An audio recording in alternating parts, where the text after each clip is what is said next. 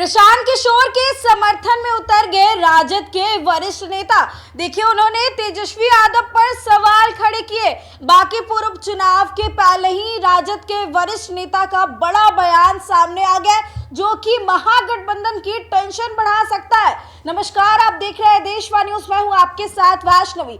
देखिए, बांकीपुर की सीट पर उपचुनाव होने वाले हैं। एक तरफ जहां सभी उम्मीदवार चुनावी मैदान में है, तैयारी करे, वहीं दूसरी तरफ तेजस्वी यादव की पार्टी यानी कि राष्ट्रीय जनता दल की पार्टी के वरिष्ठ नेता प्रशांत किशोर की समर्थन में उतर गए और प्रशांत किशोर के जीत का दावा करते हुए नजर आ रहे हैं। इसके साथ ही उन्होंने तेजस्वी यादव पर भी सवाल खड़े किए हैं कि महागठबंधन के प्रमुख नेता तो विदेश में घूम रहे हैं। देखिए, आपको पता होगा कि बांकीपुर की हॉट सीट पर उपचुनाव होने वाला है और चुनाव को लेकर के तैयारियां तेज है। नामांकन की प्रक्रिया पूरी हो चुकी है। राजद की उम्मीदवार बनी है रेखा गुप्ता, लेकिन रेखा गुप्ता पर भी आरजेडी के वरिष्ठ नेता सवाल खड़े कर रहे और कह रहे हैं कि उस महिला को उम्मीदवार बनाया गया है जो पहले चुनाव हार चुकी है और भाजपा भी कंफ्यूज है उम्मीदवार को लेकर के। और ऐसे में इन सभी चीजों के बीच में सबसे ज्यादा अगर कोई भारी है तो वो है प्रशांत किशोर। आखिर कौन है वो जो प्रशांत किशोर के समर्थन में उतर गए? देखिए, कोई और नहीं बल्कि शिवानंद तिवारी है। देखिए, आपको पता होगा कि शिवानंद तिवारी लंबे समय से आरजेडी में रहे, उन्होंने पद भी वहां पर ग्रहण किया, लालू प्रसाद यादव के करीबी रहे। जब उन्होंने सवाल खड़े करने शुरू कर दिए तो पद से हटाया गया, लेकिन अभी भी वो इसको लेकर के प्रखर रूप से अपनी आवाज जो है वो उठा रहे हैं। सोशल मीडिया पर उन्होंने पोस्ट करके प्रशांत किशोर की जीत का दावा किया है। देखिए, उन्होंने लिखा है कि बांकीपुर उपचुनाव में प्रशांत किशोर का पलड़ा काफी ज्यादा भारी है। साफ तौर पर कहा गया है कि पटना के बांकीपुर विधानसभा में उपचुनाव में अब सभी उम्मीदवार मैदान में उतर चुके हैं। ये सीट लंबे समय से भारतीय जनता पार्टी की मजबूत गढ़ रही है। आपको भी पता होगा कि नितिन नवीन लगातार यहाँ से जो है वो एमएलए रहे। उसके पहले उनके पिता नवीन किशोर लगातार यहाँ से 3 बार जो है वो एमएलए रह चुके हैं और ऐसे में हमेशा ये मार्जिन बढ़ता ही चला गया।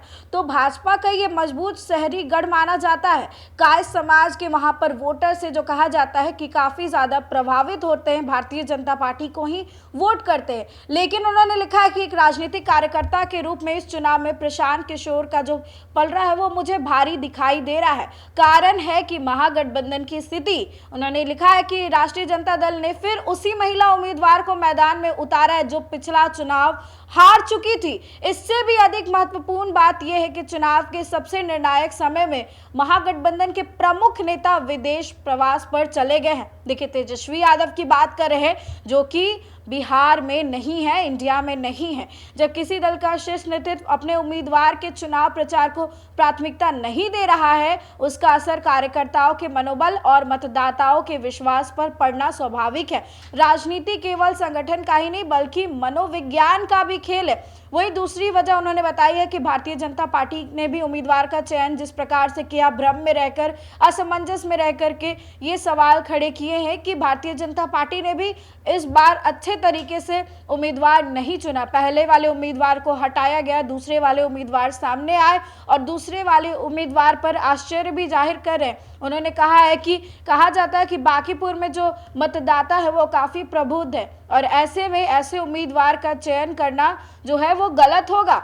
यहाँ पर उन्होंने लिखा है कि राजनीतिक परिवर्तन हो सकता है। प्रशांत किशोर ये बड़ा राजनीतिक परिवर्तन जो है वो ला सकते हैं। उन्होंने साफ तौर पर कहा है कि इस चुनाव को लेकर के भाजपा को अधिक आत्मविश्वास है, लेकिन मान लेना कि केवल सामाजिक समीकरण के आधार पर यह सीट आसानी से जीत ली जाएगी शायद गलत हो सकता है। ये सही है कि यहाँ कायस्थ मतदाताओं का प्रभाव है, लेकिन सिर्फ कायस्थ ही मतदाता भाजपा को चुनाव जीता दिलवाने वाले हैं ऐसा नहीं है। इस क्षेत्र में बड़ी संख्या में ऐसे भी लोग रहते हैं जिन्हें आज भी बुनियादी नागरिक सुविधाएं पर्याप्त रूप से उपलब्ध नहीं है और ऐसे में उन्होंने लिखा है कि प्रशांत किशोर ने इस चुनाव को केवल भाजपा के उम्मीदवार के विरुद्ध नहीं बल्कि पूरे राज्य सरकार के विरुद्ध जमानत संग्रह के रूप में प्रस्तुत करने की कोशिश की है।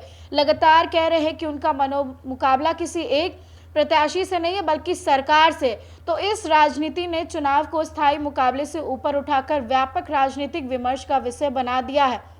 उन्होंने ये भी लिखा है कि यदि प्रशांत किशोर ये चुनाव जीतते हैं तो उसके राजनीतिक प्रभाव केवल बांकीपुर तक सीमित नहीं रहेंगे। आगामी विधानसभा चुनाव में विपक्ष की धुरी बदल सकती है। प्रशांत किशोर एक प्रमुख विकल्प के रूप में उभर सकते हैं।